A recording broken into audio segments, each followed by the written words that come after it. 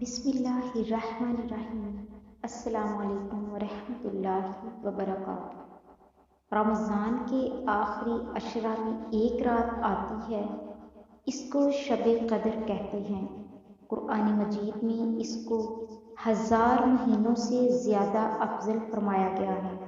1000 महीनों के 83 साल 4 माह होते हैं और इस शब की 4 खुसूसियतें बयान की गई हैं। नंबर 1, इस रात में नज़ूल कुरान शरीफ हुआ। नंबर 2, मलाइका का नज़ूल होता है। नंबर 3, 1000 महीनों से ज़्यादा फजीलत है। नंबर 4, सुबह सादिक तक खैर बरकत, अमन सलामती की बारिश होती है। ये चारों बातें पारा 30 की सूरह कदर इन्ना अंज़लनाहु में बयान की गई हैं।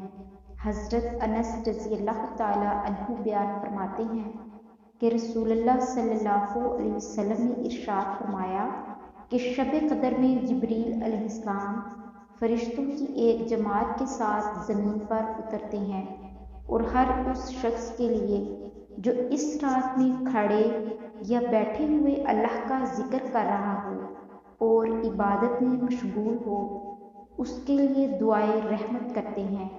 हज़रत आयशा सिद्दीक़ा रज़ियल्लाहु ताला अन्हुमा से रिवायत है कि रसूलुल्लाह सल्लल्लाहु अलैहि वसल्लम ने इरशाद फरमाया, शब कदर को रमज़ान के आखिरी अशरा की ताक रातों में तलाश करो, यानी 21, 23, 25, 27, 29 इन 5 रातों में तलाश करो।